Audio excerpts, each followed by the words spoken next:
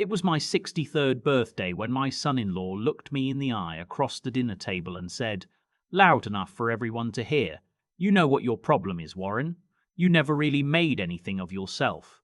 Nobody moved. My daughter stared at her plate. My two grandkids, 8 and 10, kept their eyes down like they'd learned to do when he talked that way. My wife, my second wife, Helen, reached under the table and put her hand on my knee. I looked at Craig for a moment, just looked at him. Then I picked up my fork and cut into my chicken.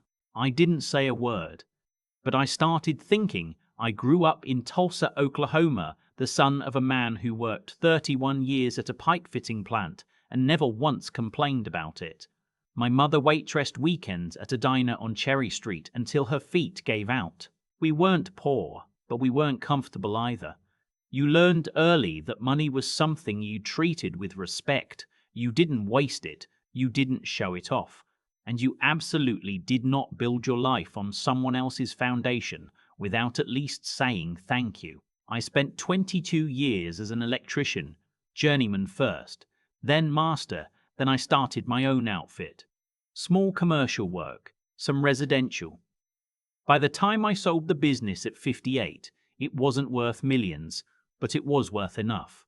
Enough to pay off my house in Broken Arrow, enough to help my daughter Natalie when she needed it, and enough to know that I had earned every cent with my own two hands, without asking a single person for anything. Craig had never once built anything. He'd worked in sales, medical equipment, he said, though I was never entirely clear on what that meant in practice. And he had the personality of someone who believed that talking about success was the same thing as achieving it. Loud opinions, expensive watches, a firm handshake that lasted just slightly too long, like he was trying to win something. Natalie met him when she was 31. She'd been divorced once before, briefly, a young mistake she didn't talk about. When she brought Craig home that first Thanksgiving, I tried to be fair. I shook his hand. I asked about his work. I listened to him talk for 4 hours straight about a deal he'd almost closed in Dallas. I told Helen on the drive home that I had a bad feeling. She said I was being protective. She was probably right, but the feeling didn't go away. They got married 18 months later. Small ceremony in Tulsa, outdoor venue September. I paid for the reception without being asked. About $14,000. Craig thanked me once, briefly, then spent most of the reception talking to his college friends about a boat he was thinking about buying. Natalie looked happy that day. That mattered to me more than anything else. The trouble started small, the way it usually does. 2 years into the marriage, Craig lost his sales job. The company restructured, he said, downsized the whole Midwest region. He wasn't wrong, I checked. But the way he handled the next 18 months said everything about the man. He networked, he said. He had leads, he said. He was in conversations with 3 different companies, he said. Meanwhile, Natalie was working full-time as a dental hygienist, bringing home around $52,000 a year, and the mortgage on their place in Edmond was $2,100 a month. They called me in January, 7 months after Craig lost his job. They were 3 payments behind. I didn't hesitate. I transferred enough to cover the arrears and 2 months ahead. Around $9,000. I told Natalie it was a gift, not a loan. I told her that because I knew Craig would never pay it back, and I didn't want Natalie caught between us. Craig called the next day to thank me. He said, "We'll pay you back, Warren. I give you my word." His voice had the particular warmth of a man who has just been rescued and is already thinking about something else. I said, "Don't worry about it." He didn't. Craig found a new job that March. Different company, same industry. The money was decent at first. He said he was making $85,000 base with commission on top. Things seemed to stabilize. Natalie relaxed a little. The kids started a new school year and seemed happy. I let myself believe we'd turned a corner. What I didn't know was that Craig had developed a habit. I found out later, piecing it together from things Natalie told me over the years, that Craig had been gambling online during the months he was unemployed. sports betting, poker, some other things I don't fully understand. He'd won a few $100 early on, and that was enough to convince him he was good at it. By the time he got the new job, he owed a friend of his somewhere around $8,000. He paid that back quietly, and I think he believed the problem was over. It wasn't over. In the spring of the following year, Craig came to me alone. Natalie didn't know he was coming. He sat in my kitchen in Broken Arrow, drank the coffee Helen put in front of him, and told me he'd gotten into some financial trouble. He needed $15,000. He said it was to cover a short-term cash flow issue with an investment that was about to pay out. He'd have it back to me within 60 days. I looked at him across the table and I thought about what to do. I gave him the money. I told myself it was for Natalie, for the grandkids, for the family I wanted them to have. I told Helen that night and she didn't say I told you so, even though she could have. He didn't pay it back in 60 days. He didn't pay it back at all. When I asked about it 4 months later, Craig said the investment had fallen through.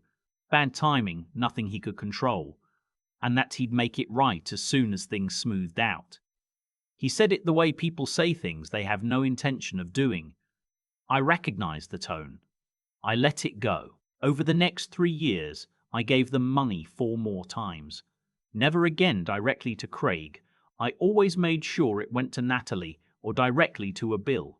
A hospital bill when their youngest had her appendix out and their insurance had a gap. Property taxes 1 year when Craig claimed his commission check was delayed. A car repair on Natalie's Civic. New school supplies and clothes when the kids started middle school, and Natalie told me quietly that money was tight again.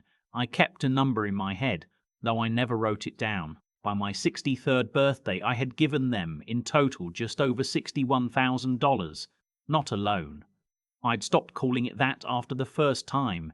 Just money. Gone.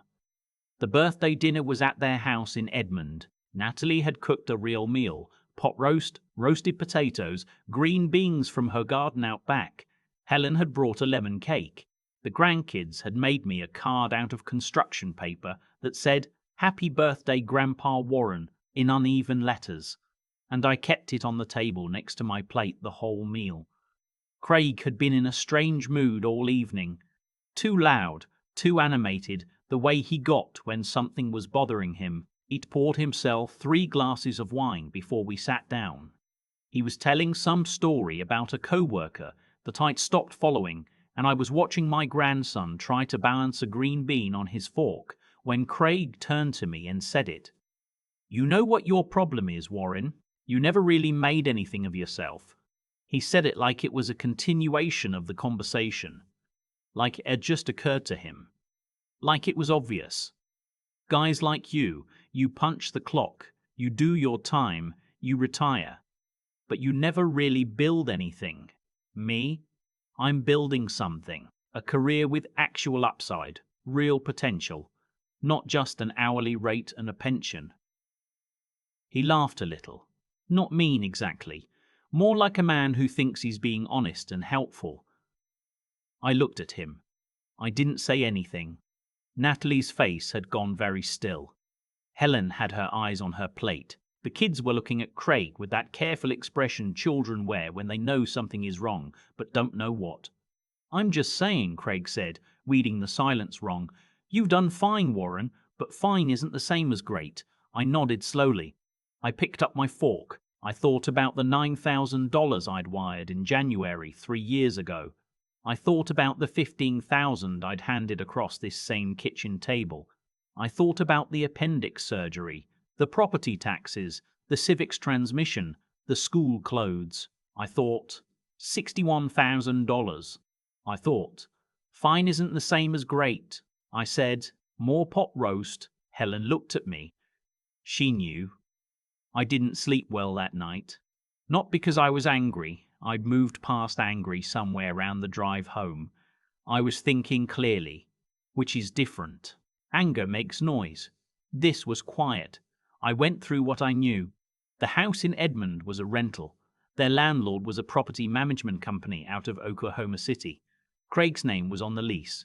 Natalie's name was on it too. I'd been informally helping them cover rent in bad months, but the obligation was theirs. I had no legal exposure there. Natalie's car, the Civic I'd helped repair twice, was in her name. I'd contributed to repairs, but I'd never held the title. Nothing for me to take back, but also nothing tying me to it. The money I'd given over the years. Gifts. No promissory notes, no contracts. All mine to stop giving. I wasn't going to punish Natalie. That was the first and most important thing I decided. Whatever I did, it had to be designed so that Natalie and those kids were not the ones who suffered. Craig had said what he said. Craig was the problem. I needed to be careful. I talked to Helen for 2 hours that first night. She listened to all of it. She asked one question, which was, "Are you doing this because you're hurt or because it's the right thing?" I thought about it. "Both," I said. She nodded. "Okay, then do it right." I called my accountant, a woman named Beverly who'd handled my books since I sold the business. I told her I was restructuring my financial support to my daughter's household. I wanted to stop all informal transfers. I wanted a clear record of what I'd given for my own documentation, and I wanted to set up a separate account just for the grandkids, college savings protected in their names, not Craig's. Beverly had it set up within a week. I moved $20,000 into 2 custodial accounts, 10 each. Whatever happened between me and Craig, that money was locked. The kids would have it at 18 regardless. Then I waited. It took 11 weeks. Craig called on a Thursday afternoon in early March. He'd been laid off again. His company had lost a major contract. Half the sales team was cut. He needed help. He was calm about it, confident even, the way he got when he expected the answer to be yes. He needed to cover 2 months of rent while he sorted things out. $2,400 a month, so $4,800 total, maybe a little more if it stretched to 3 months. I let him finish. Then I said, "Craig, I'm not going to be able to help with that." A pause. "What do you mean?" "I mean I'm not in a position to continue covering your household expenses." Another pause. Longer. "Warren, this is temporary. 2 months, 3 at most. I've got 2 interviews next week. I understand, but this isn't something I can help with going forward." "Is this about the birthday thing?" His voice had shifted, a little sharper now. "Because if that bothered you, you could have just said something." "It's not about one thing," I said. "I've been thinking about this for a while. Natalie has my number," I said. "If Natalie needs something, she can call me. This conversation is between you and me, and my answer is no."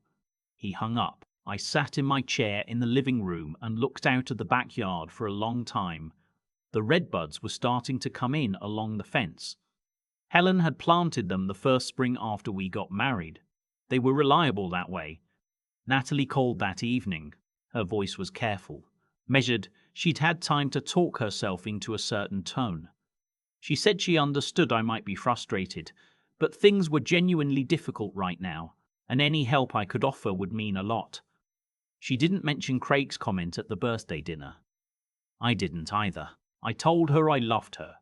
I told her I would always be here for her and those kids, and I told her that I was no longer in a position to send money to the household.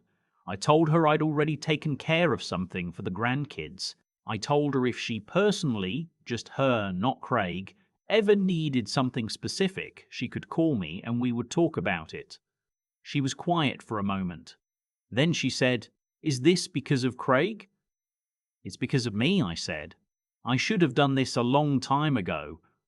She cried a little. I waited. After a while, she said she needed to go. I said, "I love you, Nat." She said, "I know, Dad. I won't pretend the next few months were easy. There's a particular kind of hard that comes from doing the right thing when the people you love are struggling." I knew Craig wasn't working. I knew Natalie was picking up extra hygiene shifts where she could. I knew the kids had probably noticed something was different at home. That sat heavy some nights. But I also knew this. I had been handing them money for years. And Craig had never once changed. Every time I filled the gap, I removed the consequence. Every time there was no consequence, there was no reason to stop. I had not been helping my daughter. I had been helping Craig continue being Craig and telling myself it was for the family. $61,000, and a man who thought I'd never made anything of myself. Craig called once more about 6 weeks after that first call. His tone was different, quieter, more controlled, like he practiced. He said he wasn't calling to ask for money. He said he wanted to apologize for what he'd said at the birthday dinner. He said it was out of line and he'd been stressed, and that wasn't an excuse, but he wanted me to know he respected what I'd built. I thanked him. I meant it, partially. He said he understood I was stepping back financially, and he respected that too. And then, carefully, in the same quiet, practiced voice, he asked if I might consider just covering 1 month of rent as a bridge while he got back on his feet. I said, "Craig, I appreciate the apology. I do, but my answer hasn't changed." He thanked me. He hung up. 2 weeks later, I got a call from Natalie. Her voice was different this time, lighter somehow, like something had broken loose. She told me Craig had taken a job, not in medical sales, a management position at a logistics company. Less money than he'd been making before, but steady. He'd started the previous Monday. She said he'd also started seeing a counselor. Her word, counselor, not therapist, which told me she was still being careful about how she described it. She said things were hard, but they were working on it. I told her I was glad. I was. She said, "Dad, I want you to know, I knew what you were doing, and I think you were right." I didn't say anything for a second. I was looking out at the redbuds again. They'd gone full by now, that deep pink against the late afternoon sky. "I just love you kids," I said. "I know," she said. "We love you too. This past August I drove up to Edmond for my grandson's baseball tournament, sat in those aluminum bleachers for 3 games in the Saturday heat, and I didn't mind a bit. Craig was there. He shook my hand. He didn't say much, neither did I, but he watched that kid run the bases with a look on his face I hadn't seen before, present, I'd call it, like he was actually there. After the last game, my granddaughter asked if I'd take her for ice cream. Just her and me. We drove to a Brahms about a mile from the park, and she got a chocolate dip cone, and I got a small vanilla, and we sat at a table by the window and talked about her teacher and her best friend, and a book she was reading about horses. I thought about my father, who worked 31 years at that pipe-fitting plant. I thought about what he built. Not a company, not a portfolio, a family that knew the value of showing up. A son who understood that real things get made slowly with your hands without needing anyone to call it great. I haven't given Craig a cent since that birthday dinner. I sleep fine. I've thought a lot about what Craig said that night. Not because it hurt, not exactly, but because of how clearly it revealed something I'd been ignoring for years. A man who has been handed things long enough starts to believe the hand belongs to him. That's not cruelty. That's just what happens when there's never a moment of reckoning. I was 63 years old at that table.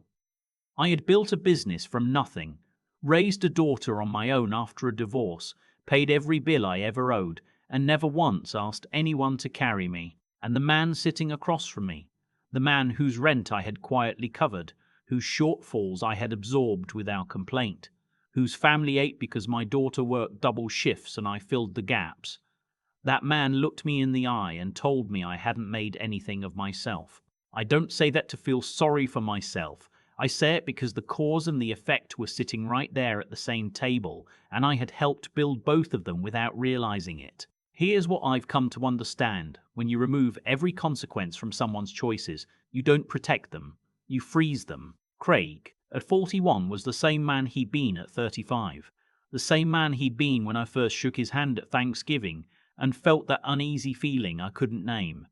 He hadn't grown because he hadn't needed to. Every time the floor came up to meet him, it was my floor, my money, my silence. That's not love. I thought it was. I told myself it was. But real love, the kind my father showed me by working 31 years without complaint, by teaching me that your name is only worth something if you stand behind it. Real love lets the other person feel the weight of their own decisions. It doesn't rescue them from gravity. It trusts them to find their footing. Natalie knew that. She told me so on that phone call after Craig found the new job and started seeing someone to work through his problems. She said she'd known what I was doing when I stopped. She said she thought I was right. That meant more to me than I expected it to.